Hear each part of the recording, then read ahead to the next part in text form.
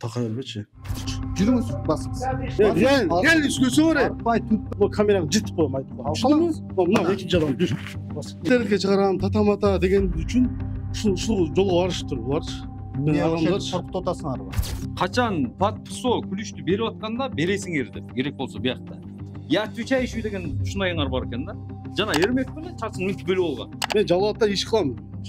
Аяқ иш қылғаныңыз мен ушу үй жөнүндө сурап атам. Мен Ортодон сатып жибердик деди. сіздің үйіңізде? 2023 беришмек болот. Жалпылаған ұсынылардан жаза берештігі олардан келбейді. Жалпы құрылатқан үйді алды, бүтелектен, içinde рабочийлерді жоқ. Az önce bu lazım terke çabuk. Ооба. Dedekçi mi? Нурлан мырза да жетекчи да. Нурлан Эшбаев ири суммада акча алдап кетүүгө шектелип кармалганы тууралуу жазган. Дагы эле мына үйдүн кебетесин көрүп атасыңар. Келсек эле жаста бүтөбүз, күздө бүтөбүз. Өтө кыйынсызбы, күчүңүзгө ишенесизби? Амансыздарбы көрөрмандар, бизге Бренд Хаус курулуш компаниясы үйүбүздү бүтүрүп бербей жатат деп жарандар кайрылган. Бул артыбызда турган объект солнечный деп аталат экен, күнөстүү деп кыргызча которгондо. Ушул селекционная айылына жакын жерде жайгашкан, жана жолуна селекционно чыгып кетип аткан кире беришинде жайгашкан объект бул. Бишкектин бир аз четиндеги. Ушуну жарандар 2022-жылы бүтүрүп беребиз деп келишимге кол коюшкан экен. Бирок андан бери мына азыр 2025-жыл башталып атат, бирок дагы деле бүтүрбөптүр. Мындан улам биз кыйналып, батирлеп ар жакта жүрөбүз деген жарандар кайрылды. Азыр ошолордун арыз муңун угуп көрөбүз. Анан эмне себептен кечиктирип жатканын сураш үчүн компаниянын жетекчилери менен дагы сүйлөшүүгө аракет кылабыз. Misal mындай да. Bir tarafты чыгарба. Мен Misal birisi айтайын, мындай. Misal birisi айтайын, bir tarafты чыгарба. кандай чыгарышты билебиз биз деле. Жок, мен Биз деле билебиз кандай чыгарышты. Мен Ошончо журналист болуп жүрөм. Жок, сени жакшы тааныйм. Сен кимдер баягы тааныйм да, мен сени. Просто bir tarafты чыгарба. Биринчи эмне азыр мындай кылайлы. Биз сүйлөшөйлү, анан чыгар. Эгер азыр мындай кайрылуусун алайын, мен сиздерге барам. Сиз кетпей турсаңыз, ушул жерде болосуз. Нурлан мырзаны да чакырыңыз. Жетекчини. Ошондо болбосо аны да чакырыңыз. Жетекчи менмин. Нурлан мырза да жетекчи да. Мен азыр мындай да. Нурлан Эшбаев мырзаны чакырыңыз анда. Биз булар кайрылуусун айтканга чейин алда келсин, ушул жерде чечишели. Алар өзүңөр жоңуңуздар бериңиздер. Мен мисалда bir tarafты чыгарба дейм да. Мен мисал мен айтып атам го. Көрдүм да, башка компанияны көрдүм. Мен айтып атам го, кандай чарышты? Берде менетти сен бир эле мындай кылып койбоду атам да. Мен айтып атам. Кандай чарышты, кантип иштешти биз дагы билебиз. Биз эч нерсе баштай элек деле мен астыма келип алып bir тарапты чыгарба деп атасызчы. Мен сенен айтканда сураныш деп атам да. Bir тарапты чыгарба. Мисалы азыр мына иш кетип атат, мисалы айнектер салынып атат, иштер кетип атат. Сиз айткандай bir тарапты болбойт, эки тарапты болот. Нурлан Эшбаев да чакырыңыз, бунун жетекчиси. Алда келсин, биз аларга чейин бул дошиктер менен сүйлөшүп туралы. Нурлан мырза да жетекчи да, булар ошол менен сүйлөшүп атпайбы? Жоқ, Бренд Хаустун атынан сиз жооп берем десеңиз, пожалуйста, жооп беребиз. Нурлан мырза да келсин, основатель, ал башында болгон экөөңүз өртөн келип жооп бериңиз. Сиз азыр айтышыңыз мүмкүн, мен жаңы которуп келдим деп атасыз, ошол сыяктуу. Ал да келсин. Буларга чейин действиясына сиздер жооп бере аласыздарбы ошол эле Бренд Хаустун азырчы вопросторуна? Буга чейин мына көп арабыздан көп эмелер өттү да, мына насчет расторжения боюнча жооп бере берсеңиз, анда проблема жок, сиздер алып бериңиз. Жок.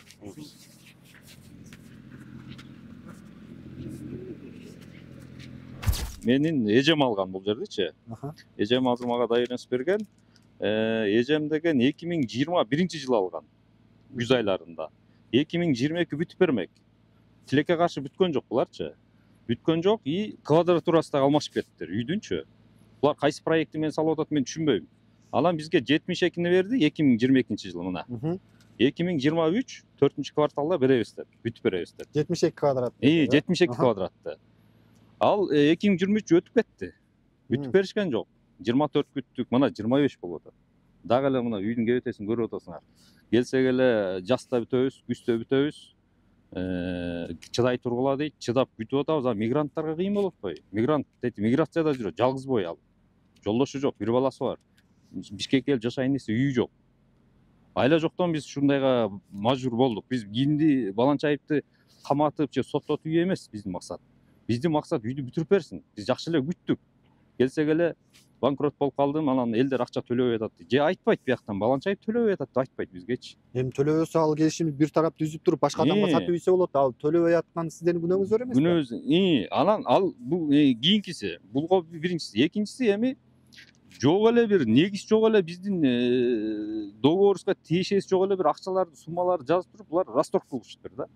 Эски жыл менен 2024 декабрь деп жүрөт. Бизге сүрөтүн көргөздү мындай кылыпчы. Сиздин келишимдерди бузуп салыптырбы? Жокко чыгарып салыптырбы? Жокко чыгарып коюптур. Силер моунча сумма төлөгөн эмессиңер, биз Азнастороодун видем эме кылдык деп, расторг кылдык депчи. А бул жакта мына 150 миң деп жүрөт, астатак. Буягында бар. 150 миң деп өздөрү колду коюшкан. Анан ушундай болуп атат. Биз айла жок. Бунун чоңу жанагы генеральный директору Эшбаев Нурлан деген бар. Андан кийинкиси бар жана Бакыт, Абдуллаев Бакыт дегени бар. Булар биринден бирин өткөзө берет да. Барсаң эле ал бул жакка кетти, тигил жакка кетти дейт. Биз айла жок. Анан силерге кайрылганга туура келди. Азыр мына үйдүн акыбалын көрүп атасыңар. 10 күндө беребиз дейтем, 10 күндө бергенде могу жерде эмне деген жумуштар бар? Мен 10 күндө 10 күндө мен көчүп келип кантип жашайм мына? Мындай эле карайлы да, логический эле. Биз 2021 алганбыз бул жерден. Келишимиz биз башында ошо миллионго жетпеген акча төлөгөнбүз. 2023 беришмек булар. 23 кайсы айда беребиз? 2023 биринчи кварталда эле беребиз дешкен да, мындай оос менен айтышкан. Алам мен ошого чейин төлөп бүтүргөм. Канча сумма баарын төлөп бүттүңүз? Полный төлөп бүткөм азыр данный момент. Канчага сумманы вообще? Сумма где-то бир 3 миллион бирдеке болгон болуш керек. 3 миллионго жакын да. Демек сиз 2023 Мен жылы договорум үйдө калып калыптыр. жазга чейин баарын төлөп бүткөнсүз, Полный төлөп бүткөм. Жок, астатак калган менде. Менде где-то бир 700 миңге астатак калган. 700 миңдей?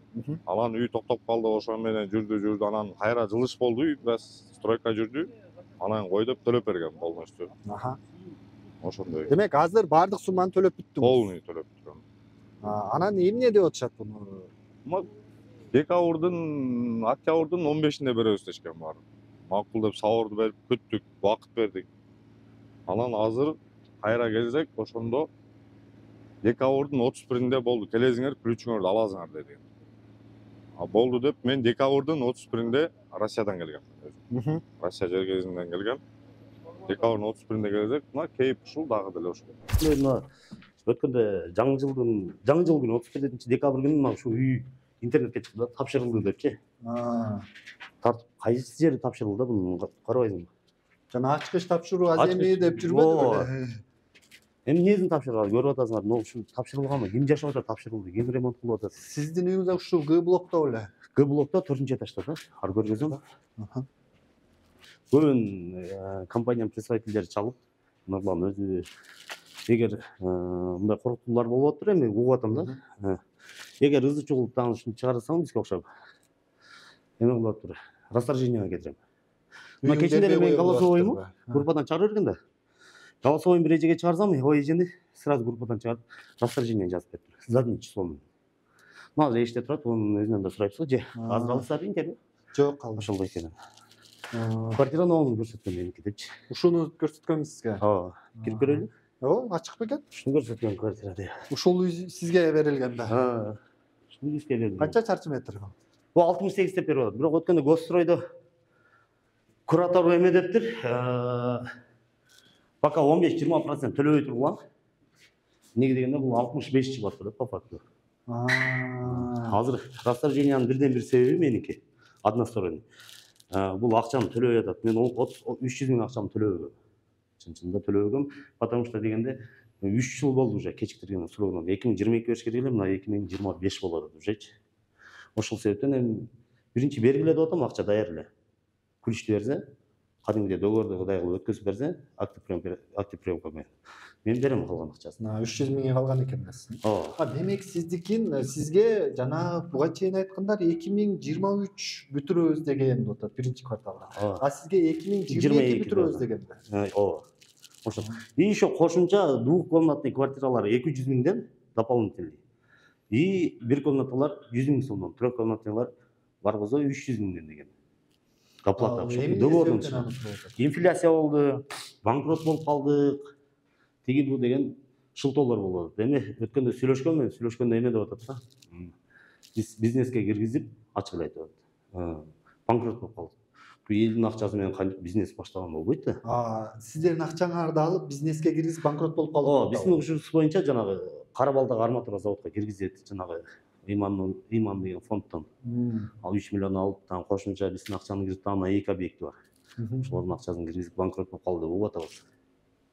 Эми булар банкрот болуп калганы сиздердин күнөөңүздөр эмес. Жок, негизи эле бул сиздердики үлүштүк болуп атпайбы? Сиздердин акчаңыздар сиздерден алып, ушул үйгө салыш керек эле. Башка бизнеске эмес. Башка бизнеске салганы ал өзүнчө аны коргоо органдары караш керек. Сиздердин алып башка жака салып. Азыр биз 4 жерге заявление таштадык да. Прокуратура, МВД, УКМК, Госстройго. Бардыгы эле жанагы МВД Ленинский районго жөнөттү, кече прокуратура деле Ленинскийге жөнөтүп, аны кече кат келтирип бирөөбүзгө Первомайскийге которуптур. Бири-бирине секиртип атат, короче. Но Бакыт Абдуллаев Бакыт деп турбайбы, Туратович? Бул азыр действующий сотрудник МВДда. Оперполномочий болуп иштеп атат да. Бул киши айткан. Өзүндө же райондук бөлүмдөрдө? Өзүндө окшойт, мен точно биле албадым. Өткөндө бир сүйлөшкөндө телефонный разговор болгондо, мен жазам дегенде, жалп кылаган үстүңөрдөн десем, жаза бер эчтеке болмардан келбейт. Эмне болот эле? Деген ответ уккан да. Ушу үйдү бүтүрүп бербейт деп арыз жазам десем. Бул эмеге связь этип атыр? Жана гражданское дело, жүрө бересиң, соттошуп 2 жыл, 3 жыл. Жок, бuyakta нарушение болуп атпайбы? Мына 2022 акчаны алып үйдү бүтүрбөстөн эме талап кылып чыксак, расторженияга кетирип коет. 3 айдан кийин акчаны аласың депчи. Ал мен 3 айдан кийин акчаны алдым. Ал акчага үй бербейт да. Сиз 3 жыл мурун төлөгөнсүз. 3 жыл мурун төлөнөт. Азыр эми бул азыр интернетке чыгабы? Ооба. Чыгат да турабы? Мен азыр эми мына жителдерден сурандым эле. Ушуларды ушуну ким эле коелу? Мен эми жаңы келдим да. Мен эле коелу. Киши байгыла болсо анан кийин эми сиздин жаңы келгениңиз бул жарандар үчүн маанилүү эмес. Үйдүн бүтпөй атканы маанилүү. Сиз жаңы келсеңиз, сизге чейинки жетекчилер менен сүйлөшкөн булар. Мындай да бердичи. Мына жоопкерчилик алып аттым деп турабы? Ошону мен келдим, мына жоопкерчилик алдым, мына момда убакыт. Жок, ушуну азыр мына майыл запись кылып алсын. Но бирок интернетке чыгарбай эле турса, кандай дейсиздер? Булар кайрылдыбы? Кайрылып биз алдык. Андан кийин чарбашты биз билебиз, булар эмес. Түшүндүм кам. Эми просто булардын суранычы боюнча сен келдасың да. Ооба, булар кайрылып жатат. Келген жоксуң кам. Туурабы? Просто мен айтканым, булардан эми суранып атам. Булар деле эми өз үстүнө ушул жерде жашаган жителдер. Ушу анда биздин азыр мисалда качып кеткен жокпуз биз. Эң негизи качып кеткен брошенный калтырып койгон жокпуз. Эл мисалы төлөгөн. Мисалы да. Төлөй албай аткандар канча? Бу жердечи мисалы. Кимдер канча адам төлөй албай атат? Мен аны азыр жаңы келдим, точно билбейм да. Анан эмне жооп бере алам деп атасыз? Нурлан мырзаны чакырайын десем. Жок, канча деп Жок, бул жерде канча объект бар? Жөн эле такабай эле койгон, майлуу. Мен суроо атам, кадимкидей суроону берип атам. Такабай эле жакшынакай сүйлөшөдүк, ама. Мен суроо берип атам. Мисалда. Сиз айтып атасыз. Бул жерде төлөй албай калгандар бар деп атасыз. Канча адам төлөй албай калды? Эже деле группада сүйлөшүп атасыздар, туурабы? Группада сүйлөшүп атасыздар. Ким төлөбөгөн деле 300 миң, 200 миң, 500 миң калгандар бар да. 15%ке чейин төлөбөй турса, сиз бүткөнгө чейин 15%-кече төлөбөгөнгө деле акысы бар алардын. Мындай да, тууган. Бул деле убагындачы, 30 миң сомдон, 35 миң сомдон сатылган да квадрат метричи. Азыр мисалы себестоимость менен азыр вообще кымбаттап кеткен да. Сиздер убагында сатылса, ошол убакта бүтүрүп берем деп убадалагансыздар. Туурабы? Анда эмнеге аны аргумент келтирип бетиңиздерге кармап атасыздар? 35 миңден өзүңүздөр макул болуп клиенттерге сатып атасыздар. Сиздерди мажбурлап алып алган жок. Өзүңүздөр макул болуп, ошол убакта бүтүрөбүз деп 2022 бүтүрөбүз деп. Эми азыр кырша жабылды, уксаң? Кырша жабылды. Жүрсөң мен стяжкасы бүттү. Мен көрдүк аны. Стяжкасы бүттү. Стяжкасы бүттү. Сантехникасы кирген, электричествосы кирген. Азыр болду, почти что бүттү. Ключун бас айларын көрсөтүп койду.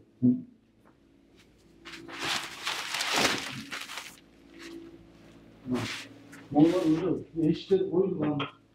Пол эшиктери коюлган. Лифт, могу электр станциясы. Лифт кана? Электр станциясы полный бүткөн. Лифт качан коюлат? Лифттин шахтасы бүткөн. Лифт бар. Качан коюлат? Лифт бар. Алып койгонбуз уже даяр. Качан коюлат ошо? Көрдүңбү лифтти? Мен лифтиңизди көргөн жокмун. Качан Полный. коюлат деп сурап атам. Сен качан 70% эл киргенден кийин коюлат. Ага чейин койбойсуздар. Ага чейин койбойбуз. Могу жерден бирөө түшүп кетсе эмне болот? Ким? Андага чейин. Берде азыр жумуш иштери жүрүп атканга байланыштуу биз берде тосулган. Жок, 70% эл 70% киргенден кийин деп Жок, бер атпайсызбы? тосулат азыр. Фанера менен тосуп коебуз буну. Лифт Любой менен? строительный компанияда тосуп коюшат. А биз азыр жерде шубакта иштер болгонго байланыштуу буну алып Мен эл киргенден кийин сурадым азыр. эл киргенден кийин жанагы кылабыз. Макул. Качан бүтүрүп бересиздер толук? Эми жазга бүтүрүп беребиз деп ниет кылып атабыз. Жаз дегенде жаздын кайсы айына? Жаздын жаз жай Жаз, жай. бүтүп эле калды. Жок, бүтүп калды деп айтып жүргөн үчүн бүтпөй атпыр да. 2022-нин аягында бүтүрөбүз деген экенсиздер. Туурабы? 2022-нин аягында бүтүрөбүз деп айтылган эмес, 2024-тө бүтүрөбүз айтылган. Мен келишимди көрсөтөйүнбү азыр? Эми келишимде мындай да, келишимде договорду буга чейин технический каталар кетип калышы мүмкүн. Технический каталарчы Келишимде технический ката кетип калат, кээде кетип калат. Андан эч баягы жок. Жүрсөңүз? Жүрбөй эле койду. Жок, сурайлы, ким могу жакта жанагы 2022 договор кимдики эле? Сиздики беле? 2022 договор. Десеңиз? Сиз барганда 2022 договор технический ката деп жатат. Неге? Билбейм, Сизге ким айтты эле 2 айдан кийин бүтүрүп берем деп? Ошол убактагы директор. 2022-жылы договор түзүлүп атат. 3 жыл бар да. Сиз эми аягына чейин окусаңыз келишимди. Кайсы убакта түзүлгөн, кайсы убакта бүтөт дегенин. Сен 2022 алып туруп 2022 бүтүрүп ким бүтүрүп коймогун? Мына карасаңыз. Мына жерде жазылып турат. Строительство дома будет завершено и передано под самоотделку не позднее 4 квартала 2022 года. Ушуну ким адашып жазды? Эми мындай да, любой дурак. Мисалы мындан карап тур. 2022 договор түзүлүп атат, 2022 кайра дом берилип атабы? Сизге кандай болгон айтсаңыз? Технически ашып кеткен жерде болду. Бул жерден Технически ашып кеткен. 2022-жылы үстү жабылып турган экен. Азыр кандай болду? Мына. Мен келгенде ушу сүрөттү тартып кеткен 2022-жылычы. Да. Көрүп атасыз? Врачка 2 айдан кийин аласың деген. Бакыт деген айтканбы? 2 айдан кийин келип жашай бересиң. Мен негизи однокомнатный алам деп келгем, акчама жараша. Жок, ала бер сен двухкомнатный. Акчаң болгондо кутуласың деген. Ага болбой эле ошо 2020 бүтпөй эле аз убакыттын ичинде эле ошончо акчаны төлөп бердим да мен. Мына Бакыт Абдуллаев деген айткан турбайбы? 2 айдан кийин. Мына 2022 тартып кеткен мен. Эми братан, өзүңүз деле. Өзүңүз болду. Эми ушундай турса ишенесиңер, мына 2 айда бүтүрүп бересиң, ушу состоянияга алып жок. келип. Не деген ишениш керек? Жетекчи келип, мына бүттү ичин 2 айда бүтүрүп берем деп келишимге 2 айда 2022-жылдын аягында деп жазып турса, ошого ишенеби же эмнеге ишениш керек? Жок, мен карасаң досум, менде технический ката кеткен. А технический ката менен бунун кандай иши бар? Кандай иши бар? Анда эмнеге айткан жоксуздар технический ката деп? 2024 4 кварталда бүтүрүп берем Жок, деген. макул. 2022 2 ай сурап берип билбейм аны. Мына мен айтып атам го, мына любой адам деле түшүнөт да 2022 объектке келип туруп, мына объектти көрдүм деген. Мен ошону тартып. Братан, 2 айда бүтүрүп беребиз деген да. Эми 2 айда сиз жөнөкөй үйүңүздү эле бүтүрө албайсыз, братан, мындай состояние. Соны түшүнбөйм, көрүп туруп ушу даражага жетип калыптырсың айтчы. Кечиресиз. Бардыгыбыз элечи, мына жөн эле мындай узурбай. Мырза. Сен мырза сырзаң кой. Не деп Ары бери сүйлөйм? кылбай эле, жакшынакай сүйлөп.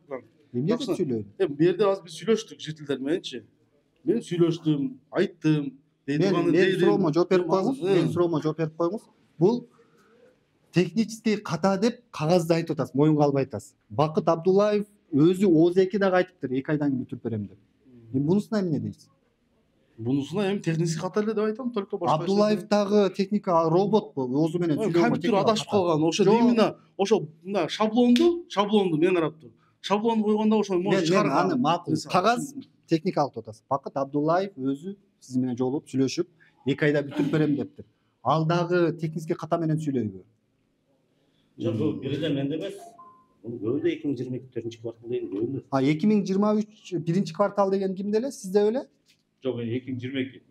22 сиздики? Мына биринчи договор ушул менен бүтмөк 2022 мененчи. 4 квартал менен. Анан бул жаңы заново түшкөн 23 кылып беришкен. Квадратыр алмашып кетти депчи. Дагы мына 2023. Ал туура эле 2023 4 квартал. 22 бүтмөк. Бул да техникалык катабы? 2023 4 квартал. Эмне силер жалаң эле техникалык ката менен иштейсиздер? Ката 22. ката менен иштеп коюпсуз да. Эми бул жерде канчалаган адамдардын тагдыры менен ойноп атасыздар да, түшүнүп атасыздар? Тагдырым болсо мына үй турат. Мына Мен уктум. үй турат. Үй жок эмес. Башка строительный компания болсо катлаган көрсөтчүт. Түшүндүңбү сен? Катлаган Сен көрсөтүү үй турат, Кудайга шүгүр бүтүп атат. кирген жок Не да. кылыш керек? Кирген жок да. Эми кирет да мына. 2022ден бери Кичине сабыр кылып турса кирет. Эми ар бир 2022ден стройка азыр 3 эсе кымбаттап кетти. Туура түшүнөсүңбү сен? 3 эсе кымбаттап кетти. Биз деле сабыр кылып кичине ушу элиге берейли. Кой. Мындай кылайлы деп берген жоксуздар да. эми досум мына эшик Эми коюлду. мындай Мен барсам, берет. сен тура түшүн. Эже мисалы азыр мына комнатаны алган эже. Азыр мына айнегин коюп берсем да эже кире берет. Болду. Ремонт Эксплуатация берилгенби? Эксплуатация берди, ремонтун кыла берет. Госстрой уруксат берген, ооба. Документиңиздер барбы? Уруксат берди, эксплуатацияга бердиби? Берген. Сууга, светке. Полный берген. Жетекчинин мындай сөзүн тастыктап алалы деп МАМ курулуш агенттигинин директорунун орун басары Бакай Турдугулов менен байланышканыбызда бул объект эксплуатацияга бериле электигин билдирди.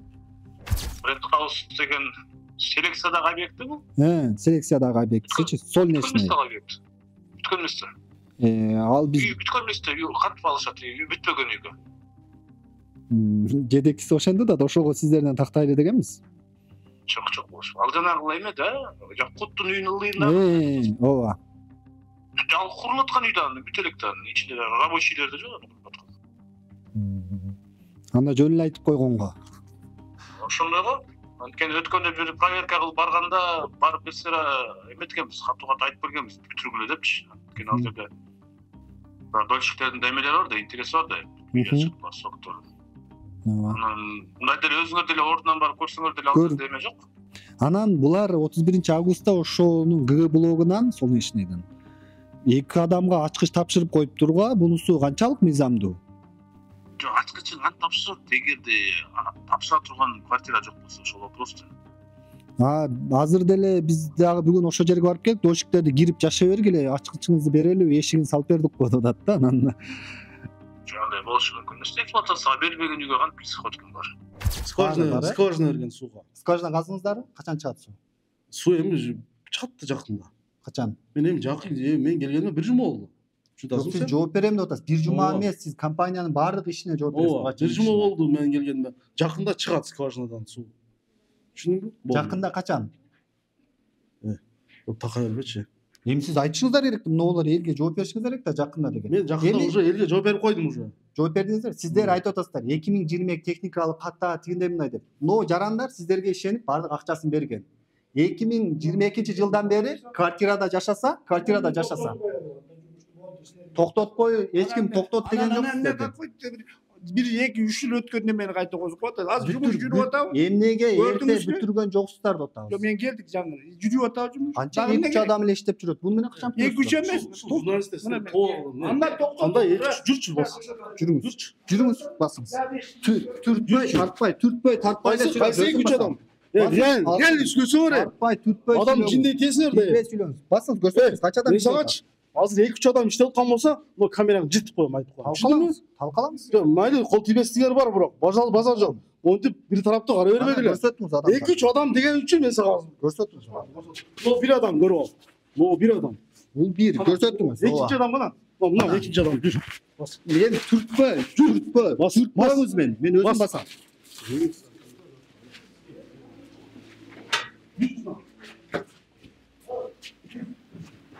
Бас.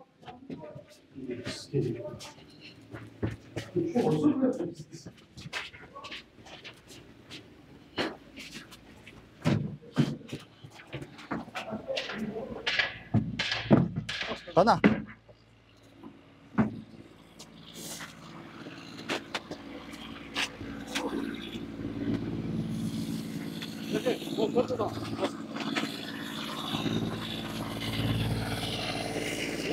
адам болды. Көрдің бе? Эко, бул эко. Жана мастериңиз, сиз иштеп атасыз бу жерде. Не кылып иштейсиз? İşteyiz. Не кылып иштейсиз? Кызматыңыз Ставлен. Кана иштеп аткансыз? İштеп эле жүрөт го.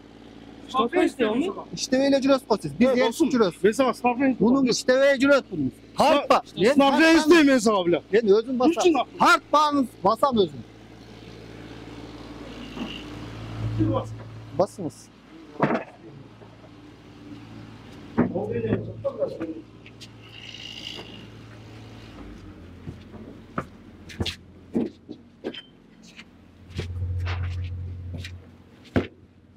Бұяқ татып қойсын, сәшкалар бүткін. Болды.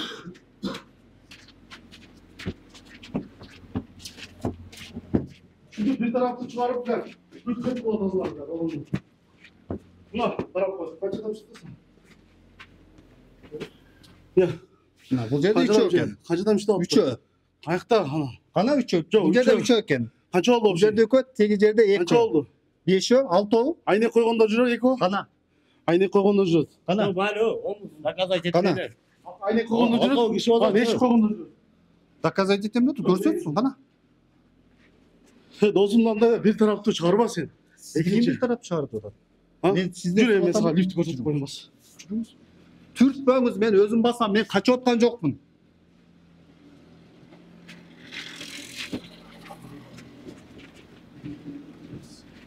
Олар көрдүң бü? Оларды қолы бүткөн. Бүтүрүшүңүз керек эле да. Бүткөн деп Қолы бүткөн дейм мен сага. Көрүтасыңбы дейм? Бүтүрүш сиздин Қолы жумушуңуз. бүткөн. Бүтүрүш сиздин жумушуңуз.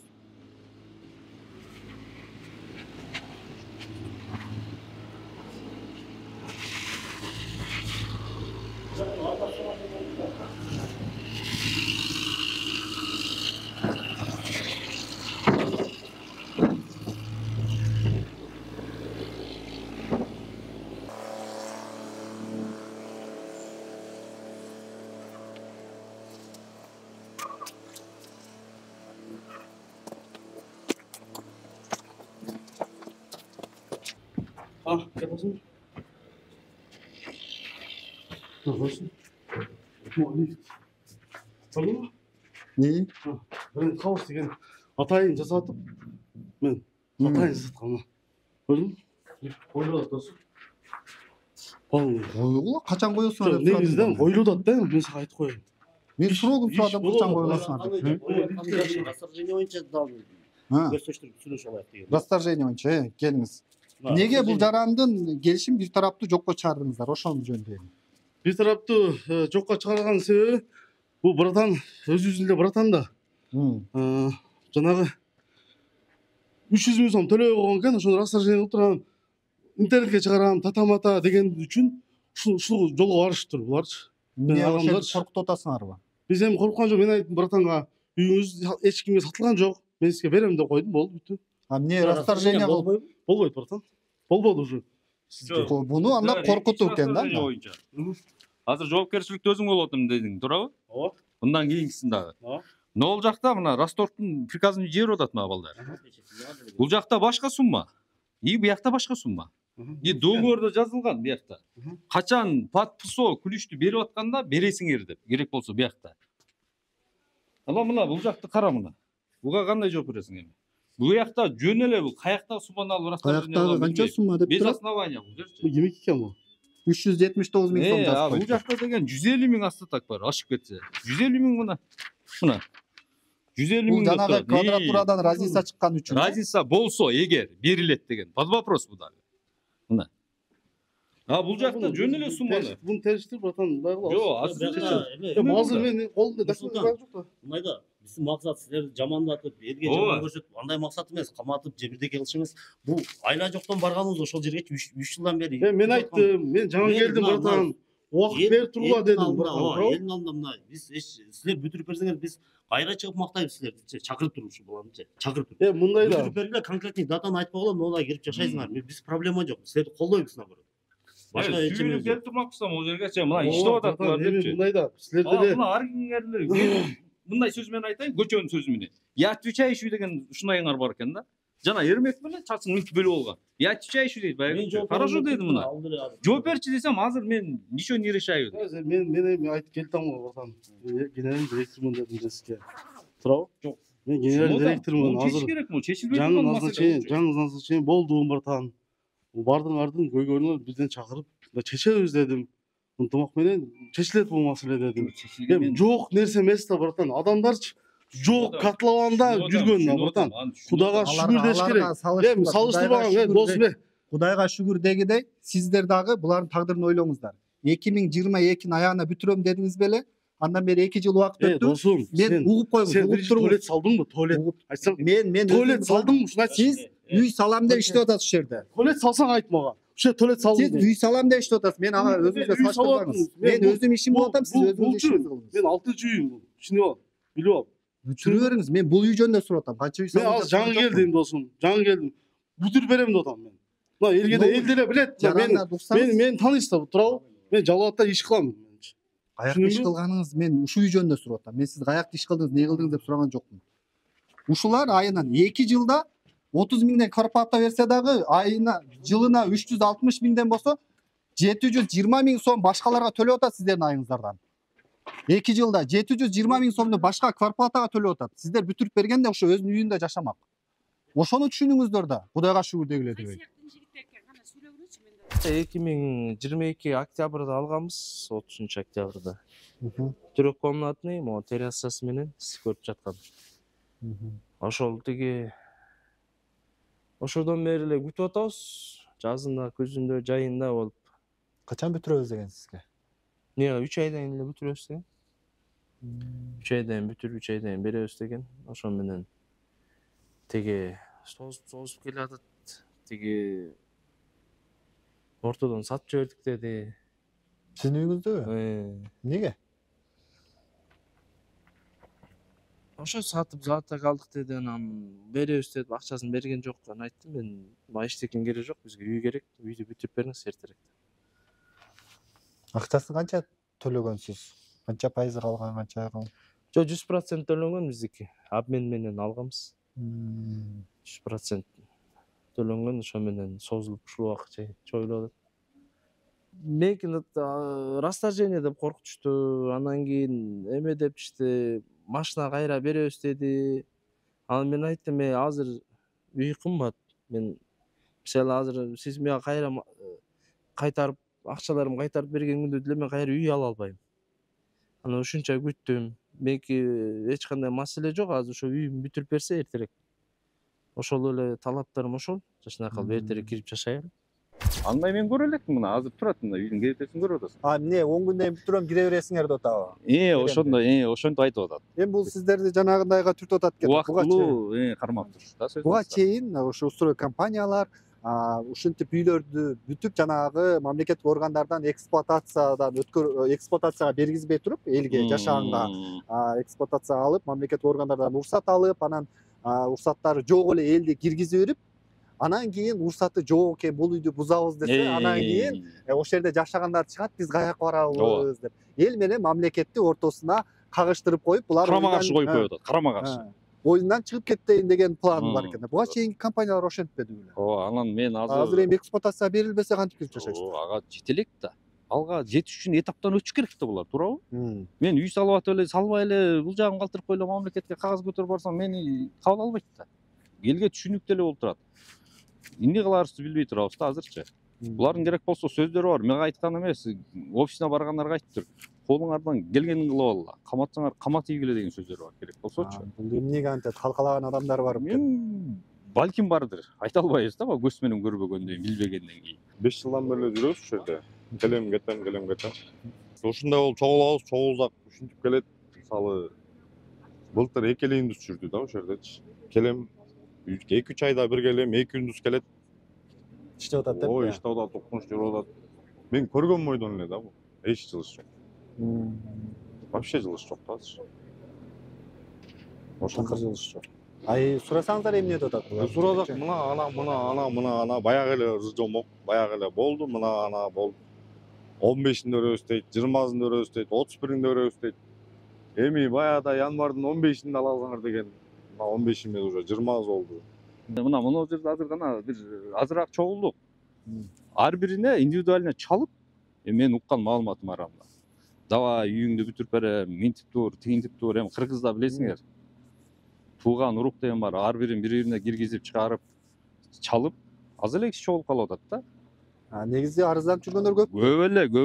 Эгер могул үй бүтүп кетсе, эртең көрөсүңөр, күлүч бергенде моеңге батпай калат киши, күлүч аларда. Канча квартира экен жалпы? Так, азыр менин Эли чамалы го, бир 80 квартира болуш керек могу жердечи. Бир этажда 4төн болгондо бунун үстү 5 этаж, 20дан туура. 20, 40, 80 квартира бар да менин билишимче. Ушундай болуп атат. Биздин максатыбыз могуну эртерээк бүтүрүп бериш керек бизге. Эжеңиз ушу миграцияда иштеп жүрүп алганбы? Мына туратын бул жакта көргөзүп коеюн. Биз наличка төлөгөнбүз. Эже миграцияда канча жыл иштеди. Мына ушул үй алам деп иштеди. Болбосо анын аякта кызга турган эч нерсеси деле жок. Жалгыз бой алчы, тем более. Мына договордун эң акыркы кагазын караңыз. Мына наличка төлөнгөн акча. Мына Ханстрой деп турат. Булар кагаз жүзүндө Ханстрой. Өзүндө Ханстрой. Мына 2 миллион 671 миң сом төлөнүптүр. Бир бөлмөлүү үй беле? Жок, 2 комнат болчу. 66 деген квадратурага төлөнгөн. Анын ары жок болуп кетти. Эми дагы баса белгилеп коеюн. Проект өзгөрүп кетти дейт. Бул кандайча биздин гос органдар биринчи проекти менен уруксат берет деле, анан кийинки проектин өзгөртүшөт. Өзгөргөн шартта булар жителдерге айтыш керек эле да, келиңиз Баланчаева, сиздики тилекке каршы өзгөрүп атат. Могуга макулсузбу? Булар андай кылбайт, айтпайт. Муну мен өзүм билип калгам. Жөн эле келип бир эмесине, офисине. Айтсам эле бирөө сурап калды. Байке кайсы квадратура? 66. Байке андай жок деди. Эмнеге десем, мына караңыз, 90 деп турат бул жерде деп.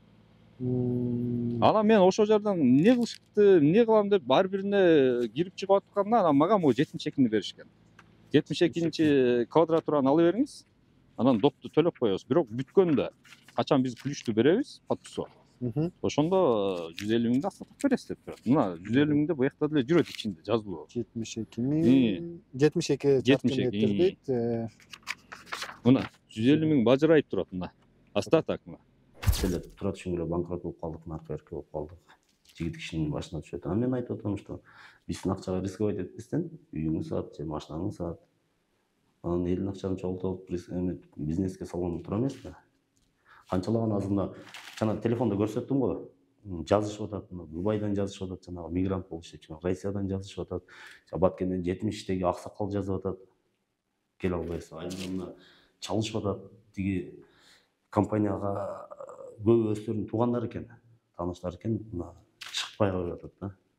Чыкпай коюп атат. Анан биз аракет кылып мына үйдү эртерээк бүтүрүп берсин деп, ал Нурланды да каматып же бирдеке кылып бериш эмес максатыбызчы. Просто үйдү эртерээк бүтүрүп берсин, биз эле ошо квартира алып жүрөбүз да. 3 жылдан бери ар бир киши үйүнө кирип, үй-бүлөсүнүн алдында жашагыбыз келет да. Россиядан да канча аз ошентип азыр бир келин чалып атат, мына 4 балам же Кыргызстанда окуйт, же Россияда окуйт. Кыргызстанга барган квартира кымбат 30-40 миң. Андай доход жок Кыргызстанда. Үйүм бүтсө барып алып хотя бы ошо 30-40 миң дейт квартира төлөп. Жеп отурмакмын дейт да. Келе албай жүргөндөр толтура жана көрсөт. Анан булардын органдарда эмелери бар экен, тааныштары бар экен. Мен ошончо ишти артка кайтарып койдум, ошо бири-бирине секрете берет экен ошентчи. Сен арыздарыңыздар каралбайт дагы. Азыр мына жазганбыз. МВДга жазсак, Ленскийге которду. Эмеде 14-14 следовательге чалсак, Ленскийге чалсак 14 күн бар дейт, мына уже убакыт өтүп атпайбы? Ошентип эле секрет карай турган киши мына факты турат. Односторонний расторжение, кошумча акча сурап атат, үй бүтпөй атат. Ар ким менен ар кандай договор түзүп атат. Факты турат да. Эме кылып койсо болот да, мындай чечим чыгарып туруп чечип койсо болот ушу менимче. Элдин көйгөйүнчө. Сиздердин акчаңыздарды мына 3 жылга чукул убакыт алып жүрүп, анан кийин үйүңүздөрдү бүтүрүп бербей, аягында бир тараптуу келишимиңиздерди бузуп туруп, акчаңарды кайра 3 айдын ичинде кайтарып беребиз дегени, буну биздин көрөрмандар да түшүнүш керек да. Бул анда строй компаниялардын махинациясыбы деген суроо да. Эгер сиз канча төлөгөнсүз? 3 миллиондой болуш керек, э? Канча төлөгөнүгө? Нерде 2 миллион 800 болсо 2 миллион 600 миңдей төлөп койгон. 2 миллион 2,5 миллион сом төлөптүр. 2,5 миллион сомду эгер сиз 3 жылга банктан кредитке алган болсоңуз, анын 30%га чейинки пайызын төлөмөксүз жыл сайын. Булар жарандардын акчасын жөн эле алып, каалагандай колдонуп туруп, аягына инфляция болуп, акчанын күчү кеткенден кийин кайра ошо сумманы мен ал кете бер деп койгону, бул да өзүнчө алдамчылык да. Жарандар ошону да түшүнүш керек.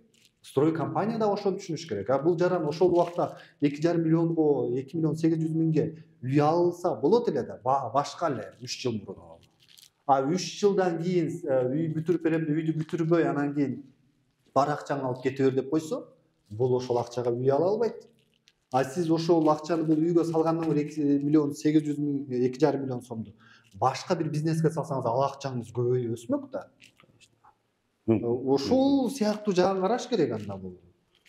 Сиздерди бул алдамчылыктын эле белгилери го. Эгер ушинтип бир тараптуу келишимди жокко чыгарып аткан болсо. Азыр сиз эмне деп атасыз? Үйдү бүтүрүп беришин талап кылып атасызбы же акчаны? Жок, үйдү бүтүрүп берсин деп атам да. Бул свет, суу, канализация дегенден уже пока кабар жок. Унара жок. Ооба. Анан өткөндө ошо булар стяжкаларын коюп чыгып алып таштаган себебим мына жакта тартып койдусуз, мына эчтекеси жок. Бул жанагы элге көрсөткөн эле ушул жерде даярдай берди. Ушу берген, азыр берген квартирасы да. Кирген жашаганга болот деген. Суу, свет кайда көрүп атасың? Жок, лифт жок.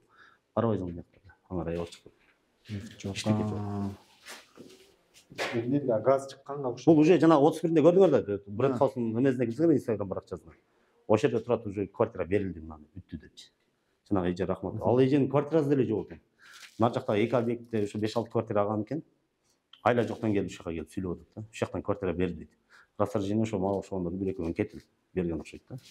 Ал эженин башта элдер айтып атат, квартирасы жок, биякта жок болчу дейт. Тиги объекттен алып келип эле 5-6 квартира алган экен. Байкуш эмне сүйлөп атыптыр. Ошо бүттү алдык деп. Ал берген квартирасы ушул.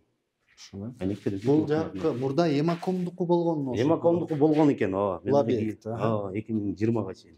Кийин ошо Бренд Хаус 24 болушу менен өткүзүп алган экен.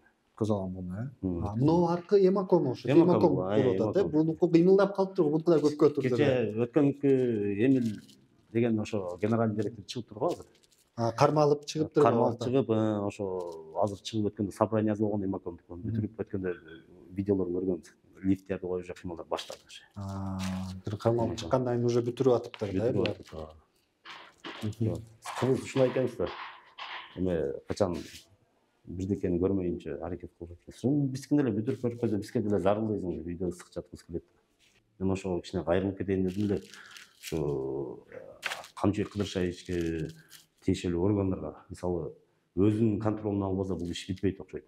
Биздин максат бул айтып атам, компаниянын жетекчилери камап бериши, башка кылыш эмес.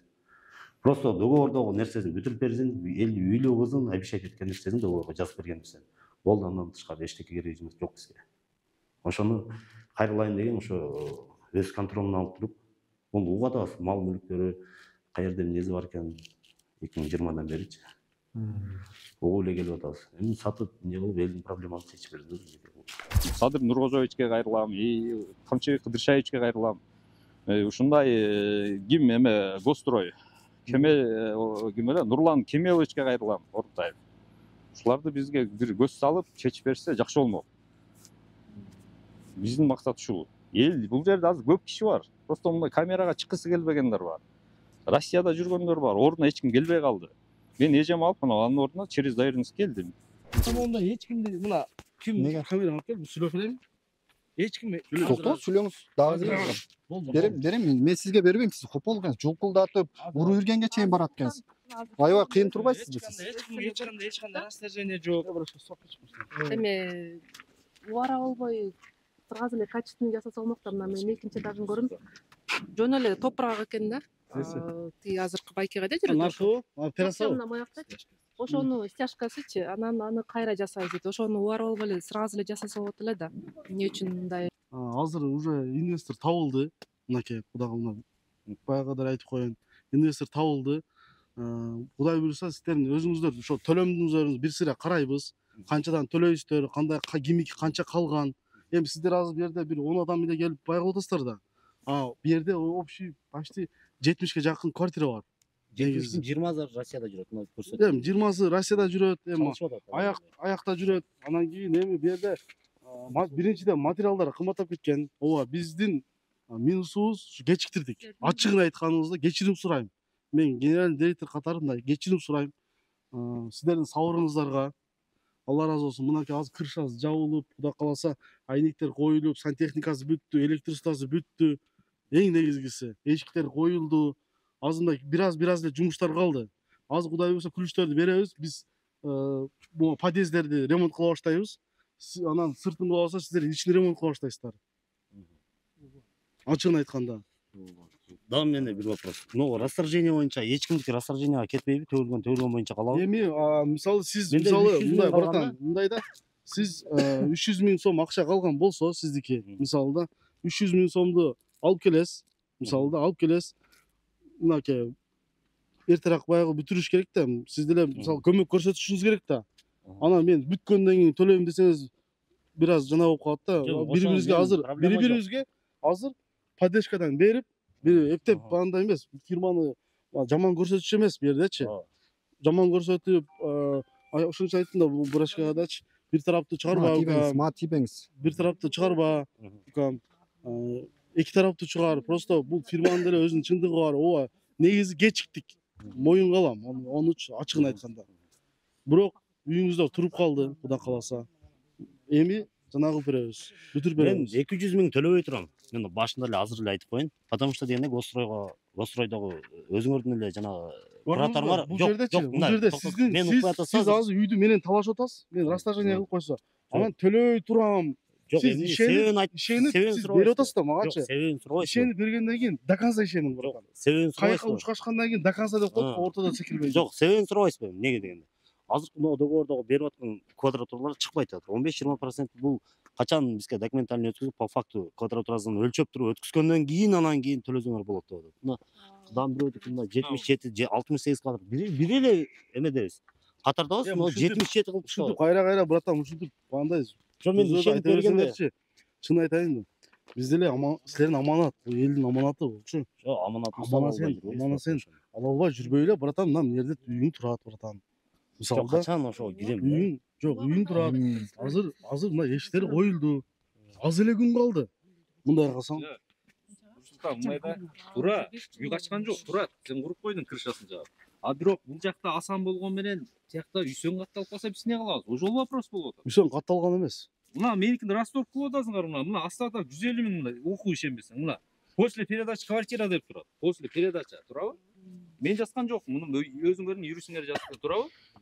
Биз ошону эле айтып атабыз. А бирок расторжение приказка. Мейли буларды асаттак калып. Берде жа дополнительный төлөгөн берде мени окшойт. Ал жаган болуп калат. Дополнительный төлөп обязательно мен ойлоп атам азыр эми бул силердин мындай фирмага болгон кошкон салымыңар. Ачыгын айтканда. Пожелание. Типа ошондой. Ачыгын айтканда эми бул сиздердин үйүңүздөр. Потому что сиздерде түшүнүп, форс-мажор материал кымбаттап кетти, действительно мындай болуп кетти. Бул балдар мындай кичине баягы чалдыгып калды. Мисалычы, биз деле $1 миллион банкрот болдук да. Мисалычы. Биз эч кимге бая кылган жокпуз аны. Ачыгын айткандачы. Мына үйдүн акчаларын салдыңыздар беле ошого? Үйдүн акчаларын салып банкрот болдуңуздар. Атамдын акчасын салгам. Анда анын буга тиешеси жок. Анын буга тиешеси жок да. Психический бай болду. Бул үйгө тиешеси жок да силер банкрот болдуңуздар. Досум, ушуну түшүнүп алдым. Мага акыл үйрөтпөй, ушу жо по факту сүйлөсөңүз. Банкрот болгонуңуздардын бул үйгө тиешеси жок да. Жок, кандай болот? Болду. Добровольный төккөндөр төк толуп калат, төкпөгөндөр төкпөйбү? Болдубу? Төккөндөр төкпөйт. Бардыгы эле төккөнгө аракет кылышат. Мен мисал бере албайм. Бербегендерди мажбурлайсыздарбы? Кошумча сумма берүүгө. Эми биз мусулман калк болгондугуна байланыштуу биз эми ар бири менен сүйлөшүп, бардыгы менен ака укабыз, биз эч ким бир душманыбыз жок, эптеп андай кыла турган. Эми возможностуна карайбыз бардыгы. Бардыгы возможностуна карайбыз. Бербейм дегендердикинчи? Эми бербейм дегендердикин. Ал силердин күнөөңүздөрдөн улам неме материал кымбаттады, инфляция болду кечиктирген үчүн. Эми бербейм дегендердикин бербей эле койсо болот эми анын баягысы жок. Уктуңуздар, Эч кандай закондо жок. Расторжение маселеси чечилген жок. Түзүлген жок, не болчу? Азыр карайсыз деп атасың, туура. После съемка барасың, карайсың, мындай болуп калыптыр деп. Биз эмне кылабыз? Кайра эле күтүп жүрөбүз. Кандай болду ошо маселе?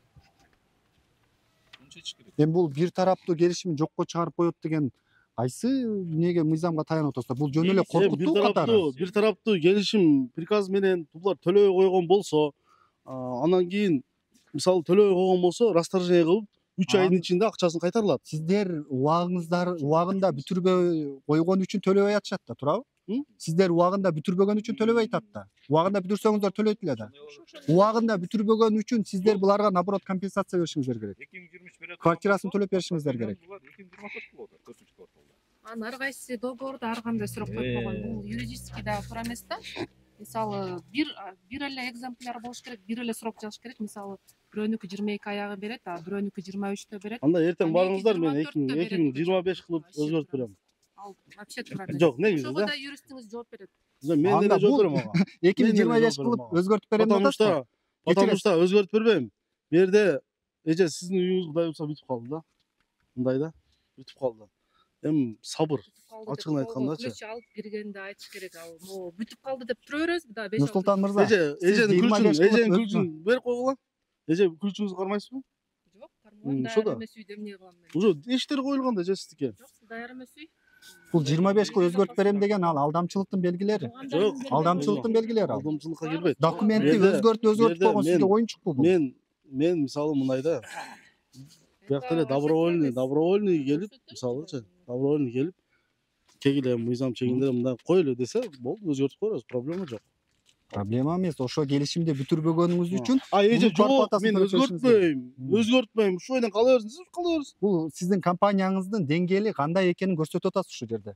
Каалаган убакта документти өзгөрүп коюп, анан жана техникалык ката деген бул компанияңыздын деңгээлин көрсөтүп атат. Жана 31-декабрда 2 адамга ачкыч тапшыруу аземи деп берипсиздер да. Кайсы үйдөн бердиңиз? Бактан бердим. Канчанчы этаждан? Могу жерде силердин үйүңүздөрдөн чыгып калбасын ошол? 5-этаждан бердим ал. 5-этаждан? 1-подъездден. Экөөнү эле берип, эмнеге калганына берген жоксуздар ачкычтар? Мына подъезд почти бүттү, ушуга беребиз эми. Эксплуатацияга берилген дедиңиз э? Мына подъезд бүтөт, буну беребиз. Плюсту алган эженин бирде квартирасы жок экен го. Квартирасы жок экен, арка бет экен. Анын бирде квартирасы жок экен да. Бирде квартирасы жок. Сиңдисиники бар да. Анын билбейт экенбиз анан, бирок ал эженин квартирасы жок. Болгондо деле эмне биз качып кетип атабызбы? Мындай карасаң өзүңөр деле. Адамдарчы, мисалда качып кеткен адамдар бар да. Компаниялар. Мына алдыга компанияңыз аларга салыштырбаңыз. Компанияңыз аларга салыштырбаңыз. Салыштырбаганда деле да. Мен мисалы келип атам, мына качып кеткендерди мошенник деп коет. Күнүгө ушул жердемин мен. Любой жок кесин, мисалы любой. Мен маселе эртерээк бүтүрүш керек досум. Баарын маселеси ошол. Болду, ошол эле. Ошо мен азыр сизге башка соңку суроом жок. Сиздин күчүңүз өтө кыйынсызбы? Күчүңүзгө ишенесизби? Мен күчүмө эмнеге антатылсың? Неге мени тияктан сүйрөп жулкулдатып алып түшүп атасыз? Эми сен айттың, досум. Мен өзүм бутум бар басып түшө алам. Мисалда силер журналисттер кичине мындай бай кылсаңар, бу жерде 2 адам иштеп атат дедим, сенчи? 3 адам дедим. Канча адам иштеп атыптыр? Канча адамды көрдүк? 8 адам иштеп атат. 5 адам көрдүк. 7 адамбы? 5 адам көрдүк. Эми иштеп атат да досум, сен. 5 адам. Анан эмне айтып атасыз? Бутта 30-40 адам иштеп атканда мени сүйрөп жулкулатып алып түшөсүз. Сен ошон үчүн айтам да, бул мисалы азыр интернетке чыкканда 2-3 адам иштеп атат десе, анан канча адам? Кандай эл кандай деп ойлойт? Экөөбүз көргөндө 5 адам иштеп атыптыр. Сен бу жердеги мээнетти сен баалабай, мен мээнетиңизди башкага бурбаңыз. 5 адам иштеп атыптыр экөөбүз көргөндө. Эмне мени жулкулда? 5 адам эсептедик экөөбүз. Видеодон кийин көрүп, анда ошо жети болсо мени сотко бериңиз. Соттошо турган бала эмесмин мен. Жок, эми мен айтып атам да, 7 адам деп атасыз. Сасык эмесмин мен. Жат болом мен. Анда күчүңүзгө ишенесиз, башка кыласызбы? Мындан кийин жулкулдатып андай кылбай жүрүңүз. Бул үйлөргө кирип жашоого уруксат берилбегенин мамлекеттик архитектура курулуш көзөмөлдөө департаментинин директору да тастыктады. Жок, мындай берилген маалымат болсо мага айтылмак, бул мен билмекмин да.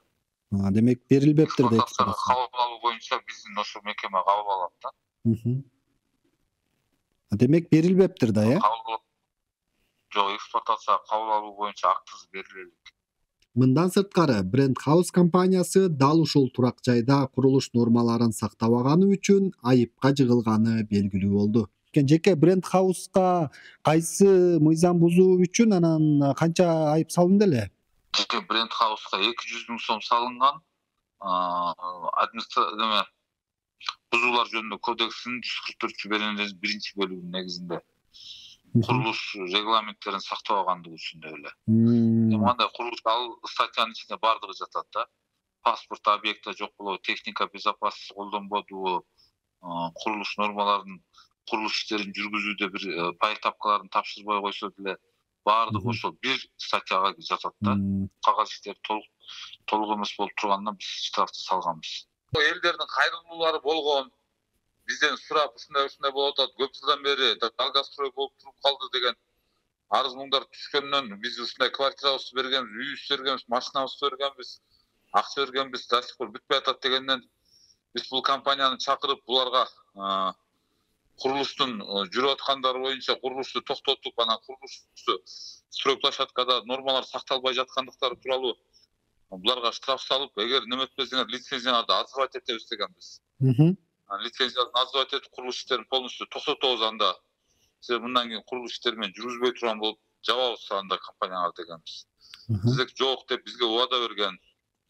Курулуш иштерди жандандырабыз, мынакей биздин акчабыз келет, биз салып баштайбыз, бүттүн улайбыз деген. Эми курулуш иштерин бизде токтотуп койсок, көптөгөн дольщиктердин баардыгын кайра огош берип проблемасынан да проблема ачтырбай эле токтотуп салсак, ошолор бүттүн көйгөй кайра чечилбей калат деген ой менен кайра биз аларга жандандырып айтканбыз, жумуштарыңарды алып баргыла депчи. Бизге бүгүнкү күнү ал дольщиктердин бизге арыз менен кайрылбасын, ошолордун маселелерин баардыгын чечип берди дегенбиз. Ошол бойдон азыр кандай ситуация болуп атат, эмне болуп атат? Менде да чындыгында ал тиги шаар көзөмөлдөп атканда. Качан жолуктуңуздар эле булар менен, болжол менен? Болжол менен качан жолуктук эле? Жаңы жылга чейин болгон. Жаңы жылга чейин, жакын арада бүткөрөбүз дешкен беле ошондо? Ооба, биз бүтүрүп ушуларды тапшырайлы, берейли деген да. Анан кийин бизге бирок кат жүзүндө бир дагы бренд хаустун үстүнөн кайрылуу түшкөн эмес. Кат жүзүндө эмес, озек кайрылуулар болгон экен да. Кат жүзүндө жазгыла десек, биз жазсак биздин атыбыз чыгып калса, анан биз менен жаман айтышып калат. Силер ошону өзүңөрдүн полномочияңар менен бир нерсе кылып бербейсиңер дегенден хорошо деп турган биз баягы меркемден тышкары текшерүү уюштуруп, комиссия менен чыгып жеринен бардык негиздерди дайындап, мыйзам чегинде иш алып барып, анан аларга айтканбыз, мынакей мыйзам чегинде силерге азыр мондай чаралар күтүлүүдө. Силер ушул элдердин маселесин чечип бергиле батыраак деп айтканбыз. Бренд хаус курулуш компаниясы жана анын жетекчилери тууралуу ачык булактарда мындайча маалымат жазылган. Юстиция министрлигинин сайтын карасак, бул фирма 2019-жылы ачылган. 2023-жылы февралда кайра каттоодон өтүп, директору Нурсултан Ахматалиев болгон. Бирок ал эмнегедир бренд хауска бир жума мурун гана келдим деп жатат. Үй алгандар менен башкы директор катары сүйлөшүп, келишимдерге кол коюп жаткан Нурлан Эшбаев негиздөөчү катары көрсөтүлгөн. Анын катарында Нилюфар Давлянова, Нурбек Мойдунов жана Нурсултан Ахматалиев бар. Нурлан Эшбаев өзүн бренд хаустун башкы директору катары тааныштырат. Ошондой эле өзүн өлкөнүн патриоту жана келечектеги миллиардер деп эсептейт. Бул тууралуу Instagram баракчасынын башкы бетине жазып койгон.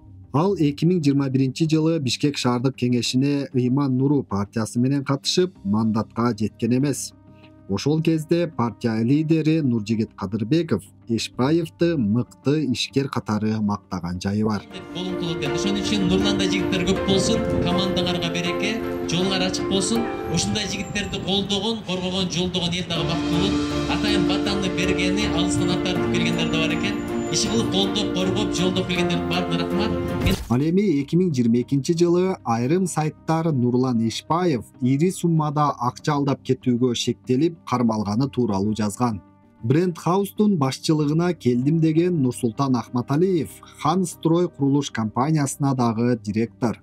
Мындай маалымат Юстиция министрлигинин сайтында көрсөтүлгөн. Бирок кээ бир документтерге Нурлан Эшбаев Хан Стройдун да директору катары кол койгонун көрүүгө болот. Мындан сырткары Эшбаев консорциум курулуш жана бренд холдинг деп аталган курулуш компанияларды жетектейт.